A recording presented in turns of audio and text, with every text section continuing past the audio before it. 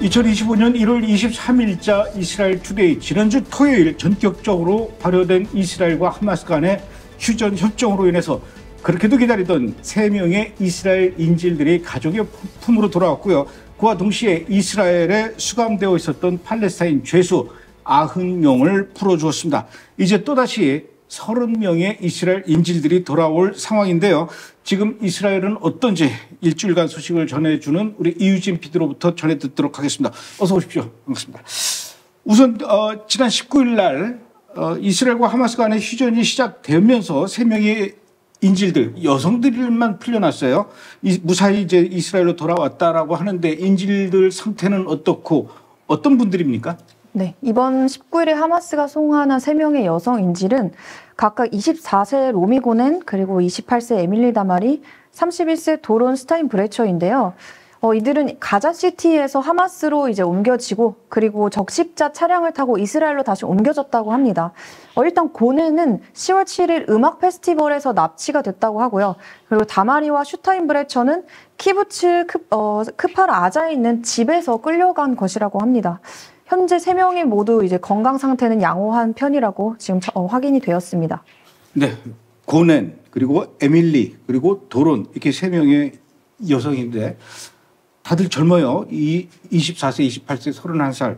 아직은 뭐 돌아온 인질들한테 이런저런 얘기 뭐 들을 시간은 많지는 않았겠지만 그래도 뭔가 인질들 통해서 들려나오는 이야기가 있을 것 같은데 어떤 이야기들을 하던가요?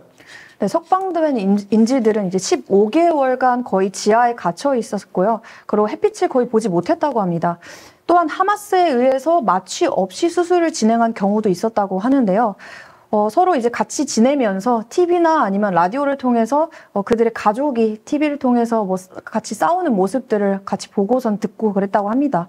그리고 또한 10월 7일 학살 소식까지 접하게 되었고 그들이 자신들이 생존한 것에 대해서는 감사하지만 친구들을 많이 잃었다고 전하기도 했습니다. 뭐 오죽하겠습니까? 저도 그 영상 보니까 그래도 그 3명의 여성 인질들 풀려난 그 보니까 아주 건강한 모습인 것 같아서 그나마 좀 다행이다라는 생각이 드는데 원래 이번 휴전 협정으로 인해서 그 33명의 이스라엘 인질들을 하마스가 풀어준다고 했어요. 그래서 우선 이제 3명이 돌아왔지만 이제 앞으로 30명이 더 돌아와야 되는데 나머지 인질들은 언제 풀어준다는 겁니까? 일단 이번 토요일에 4명의 인질이 추가적으로 석방이 되고요. 그 다음에 이제 매주 토요일마다 4주 동안 토요일마다 3명의 인질이 풀려나고 그리고 가장 마지막 날에 14명의 인질이 풀려나게 되는데요. 이번 돌아오는 토요일에는 하마스가 여성 인질 4명을 석방할 예정이라고 하는데 현재 33명의 명단에 남아있는 여성 인질은 총 7명이고요. 그중에서 누구를 석방할 것인지 아직은 밝히지는 않았습니다. 이번에도 이제 또 여성들을 먼저 풀어주는군요. 네. 예, 그나마 그것도 또 다행인 것 같습니다. 인질들 얘기는 이제 이 정도로 하고요. 자, 이제 다시 일주일 전으로 돌아서 지난주 금요일입니다.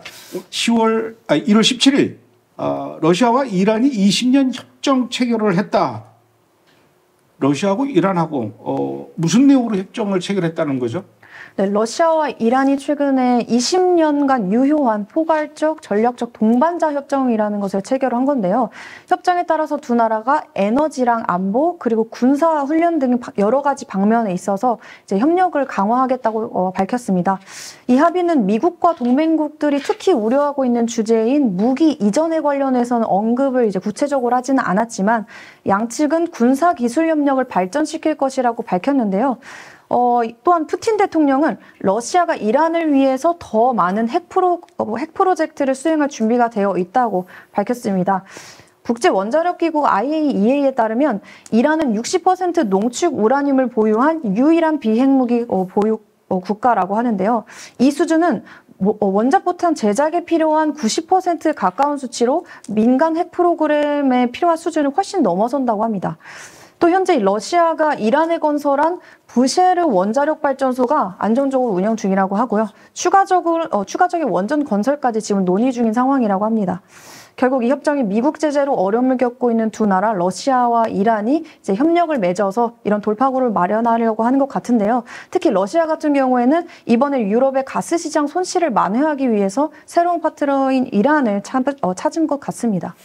예, 이제는 18일 토요일자 뉴스를 또 살펴보겠습니다.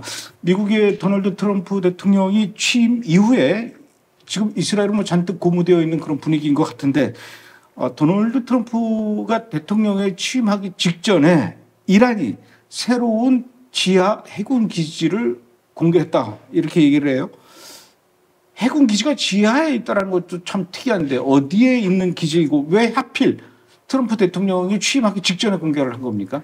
네, 이란이 이번에 공개한 새로운 지하 해군 기지는 그 페르시아만의 비공개 위치에 있는 기지이고요.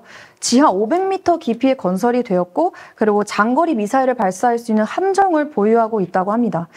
특별히 이란이 그 시점에 이제 그 지하 해군 기지를 공개한 이유에 대해서는 트럼프 대통령 취임을 앞두고 미국과의 그 긴장감 속에서 경고 메시지를 전달하려는 의도로 보이고 있고요.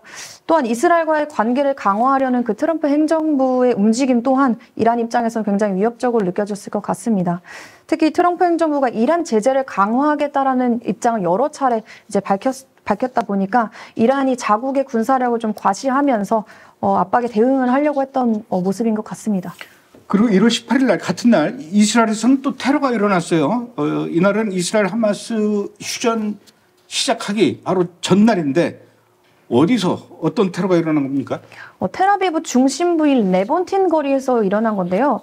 한 팔레스타인인이 다른 한 남성을 칼로 찔러서 심각한 부상을 입혔는데 무장한 민간인에게 총격을 당해서 그 테러리스트가 사망한 사건입니다. 경찰은 그 해당 사건을 테러로 간주했고요. 그 테러범은 서안지구 툴카렘 출신의 19세 남성인 살라 야히에로 불법으로 이스라엘에 거주하고 있었던 것으로 확인이 됐습니다.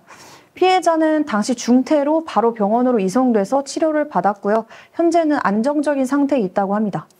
예, 그 다음날 이제 이스라엘과 하마스가 그 휴전이 시작이 된 거고요. 그 다음날 1월 20일 날 월요일 날 하마스하고는 이스라엘이 휴전에 들어갔는데 이번엔 또 서안지구가 좀 어수선한 것 같아요. 서안지구 안에서는 이스라엘 정착민이 팔레스타인 사람들을 공격했다고요? 네, 그 복면에 쓴 수십 명의 유대인 정착민들이 팔레스타인 마을인 알푼두크랑 진사푸트 등을 공격을 해서 건물들을 방화하고 차량들을 불태운 사건인데요. 보도에 따르면 복면에 쓴 유대인 2명이 경찰관까지 공격을 해서 이제 가지고 있던 후추 스프레이 이런 것들로 이제 공격을 한 거라고 합니다. 근데 이에 대응해서 경찰관들 또한 유대인 그 2명을 총격을 해서 심각한 부상을 입혔다고 하는데요. 해당 유대인 2명이 왜 경찰관을 공격했는지에 대해서는 아직까지도 불분명한 상황이고요.